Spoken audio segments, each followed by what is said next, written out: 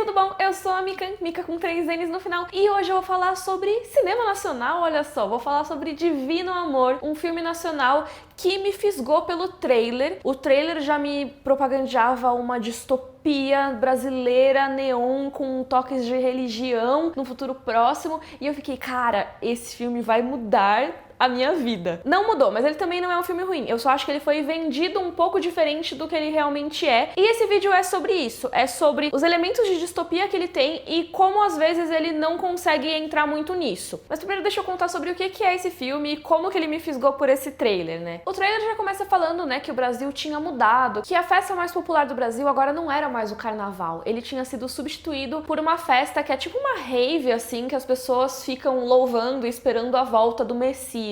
Então a ideia é de que o Brasil teria se transformado numa espécie de teocracia. Isso é muito corroborado por vários detalhes do trailer, por exemplo, alguns sensores de metais que na verdade detectam pelo seu DNA, que está registrado no estado brasileiro, se você é solteira, casada, divorciada, e detecta até se você tá grávida ou não e se esse feto já foi registrado ou não. Então esse trailer me passou muito uma vibe de uma distopia bem pesada, com foco nos direitos reprodutivos. E como eu vi falando de The Handmaid's Tale e de outras distopias, histórias pós-apocalípticas e tudo mais aqui no canal, eu pensei, cara, vai ser muito legal trazer uma história nacional nesse estilo pra contar pra vocês. A protagonista desse filme é a Joana, que é uma mulher muito devota e ela trabalha num cartório que cuida dos divórcios aí do Brasil. Então o casal vai lá tentar se divorciar e ela tenta impedir que esses casais se divorciem, afinal, nossa, a vontade de Deus é que vocês fiquem juntos e tudo mais. Então ela usa uma desculpa de pressão psicológica, então, nossa, um casal junto há tanto tempo, acabar assim, que pena, sabe, uma coisa assim, pra fazer uma psicologia reversa, alguma coisa assim, pra galera não se divorciar. Também abusa bastante da burocracia do Estado brasileiro, que apesar de ser um filme que se passa no futuro, essa história é de 2027, o Estado brasileiro avançou em várias tecnologias, só que a burocracia permanece, ela ainda existe, e a Joana usa um pouco esses artifícios da burocracia pra adiar o momento em que os casais vão se divorciar. Então chega ali, ai, tá faltando um documento, sabe? Ai, você tinha que assinar de tal jeito e assinou de outro jeito. Volta aqui depois. Tudo isso pra tornar mais difícil o processo de se divorciar e fazer com que os casais repensem. E caso tudo isso falhe, ela ainda tem uma outra alternativa para impedir que as pessoas se divorciem, que é o tal do Divino Amor, que está no título do filme. Basicamente, o Divino Amor é uma espécie de sociedade secreta em que as pessoas fazem estudos bíblicos, mas ao mesmo tempo tentam recuperar o amor entre os casais. E esse resgate do amor se daria por meio de uma certa troca de casais ali. E eles usam uma justificativa religiosa para isso, que é que quem ama, na verdade, divide. E aí, quando você está junto com o seu marido, a sua esposa, é o gozo divino, sabe? Então é uma coisa que é um ritual mesmo, que é glorificado e tudo mais. Então a gente acompanha a Joana nos momentos dela no trabalho, nesse culto do Divino Amor, e também os momentos dela junto com o marido dela, o Danilo. E eles são um casal que tá tentando muito engravidar. E a maior questão da Joana nesse filme é: poxa, eu ajudo tantos casais, Deus, por que você não me manda um filho? Basicamente isso. É engraçado porque assim, eu falei lá no começo alguns elementos que poderiam ser distópicos que eu vi no trailer, mas até agora na premissa do filme eu não falei muita coisa, né, de distopia. Seria uma história que poderia acontecer nos dias de hoje, numa boa. E eu realmente sinto isso em Divino Amor, que é uma história que, apesar de ser salpicada com vários elementos muito interessantes, conceitos muito legais, poderiam ser desenvolvidos a fundo. Na verdade é só uma espécie de adorno, porque a história em si essencialmente não depende muito disso. E a gente poderia entrar, é claro, nos detalhes de como na verdade as histórias de ficção científica, de ficção distópica e tudo mais, não são sobre a sociedade especificamente, elas são sobre como a pessoa vai agir dentro dessa sociedade, como é a interação dos humanos dentro dela, como que as dinâmicas sociais se modificam e como a natureza humana reage nesses momentos. Só que em Divino Amor uma coisa que me incomodou um pouco é que, apesar da gente ver que existiram essas mudanças na sociedade, a gente nunca vê tão a fundo os detalhes de como isso afeta os cidadãos em geral e como que isso vai afetar diretamente a vida da Joana, porque a gente vê muito a vida da Joana no particular, sabe? Então você tá aqui alguns exemplos muito bacanas dessas tecnologias ou mudanças que foram criadas nesse universo e são coisas muito legais que me atraíram muito nesse filme. A questão dos sensores, essa questão do controle genético, de você ter que cadastrar o seu DNA no governo, até pra você você se separar do seu marido, você tem que levar um papel com uma espécie de código de barras que seria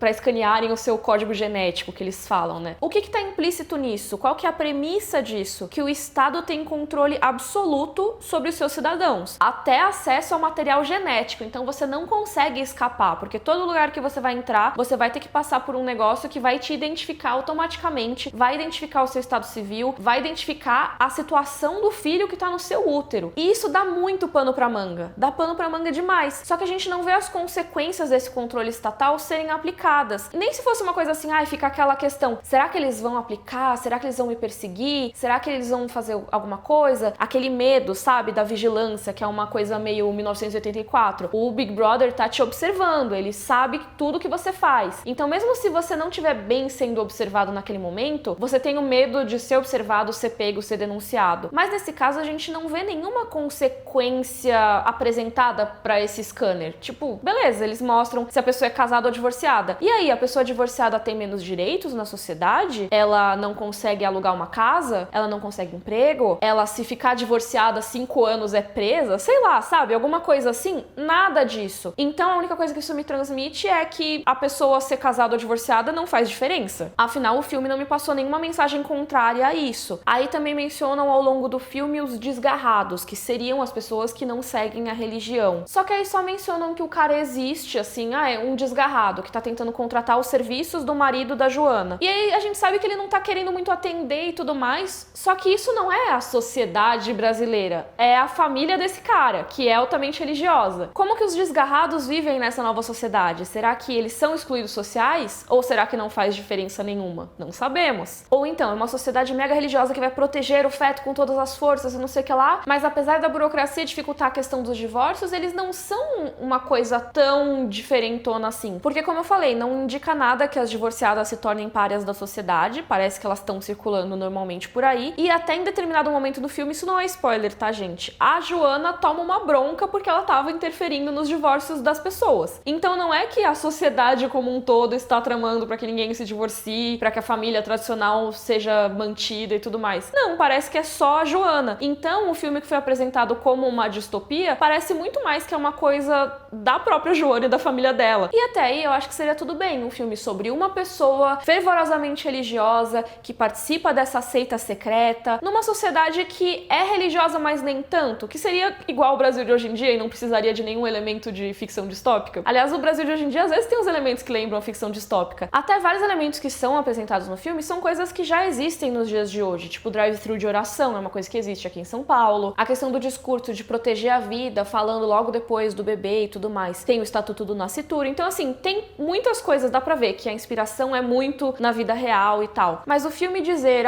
o Brasil mudou, tanto no trailer quanto na cena inicial do filme, ele fala sobre as mudanças, como a sociedade estava diferente, e realmente tem algumas mudanças, dá pra ver que é uma sociedade mais religiosa, mais fortemente religiosa do que é hoje em dia, mas o filme meio que se contradiz na hora de comunicar qual foi a intensidade dessas mudanças. Ele virou totalmente religioso ou isso é só uma particularidade da Joana e da seita dela? Porque as cenas que mostram a percepção religiosa mais forte são todas envolvendo a Joana. Então, beleza, ela vai lá na rave, ela vai participar de um batismo a céu aberto, mas assim, todos esses comportamentos poderiam ser comportamentos de nicho, sabe? Ela e o grupo social dela estão fazendo isso. Elas se vestem com aquelas roupas de banho de corpo inteiro, que nem os burkinis que são muito usados na Europa e tudo mais. Mas existem pessoas que não usam os burkinis, existem pessoas que estão fora desse sistema, a gente não sabe se é uma regra que as pessoas têm de usar o burkini. E isso é um tipo de coisa, gente, que não precisa ser explicadinho, mastigado pelo filme, tá? Isso tudo pode ser contado pelo contexto. Vamos supor, uma pessoa divorciada não conseguir entrar numa loja. Ou então passa uma moça grávida e aí depois ela não tá mais grávida e aí eles detectam que ela abortou a criança e ela é presa imediatamente. Todas essas coisas reforçariam a ideia de uma sociedade que tá vigilante. Mas a impressão que eu tive no Divino Amor é que essa vigilância não existe. Fica só meio,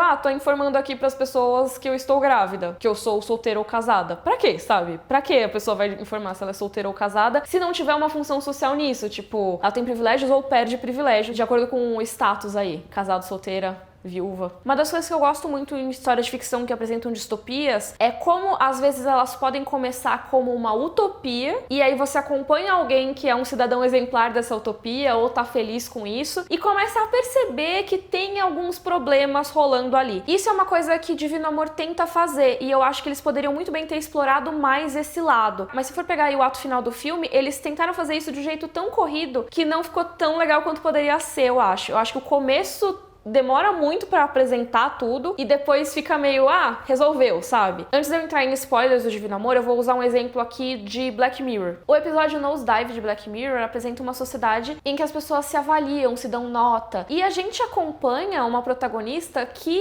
ama esse sistema. Pra ela é tipo uma utopia. Ela vai super bem, ela tem uma nota alta, ela consegue os melhores apartamentos. Então tá vendo? Tem uma implicação social naquilo. Os elementos de ficção científica e da distopia, eles afetam a vida da personagem. Então ela tem uma vida melhor porque ela tá com uma nota alta. Só que aí a gente acompanha como essa sociedade começa a se revelar problemática e como isso afeta a própria protagonista. Então que conforme a nota dela vai decaindo, ela entra numa espiral de desespero ali e começa a se ferrar cada vez mais pela própria sociedade que ela amava. E eu senti um pouco de falta disso em Divino Amor. E aí agora eu vou entrar um pouco em spoilers, então se você ainda não tiver visto o filme, vai lá ver, depois volta aqui.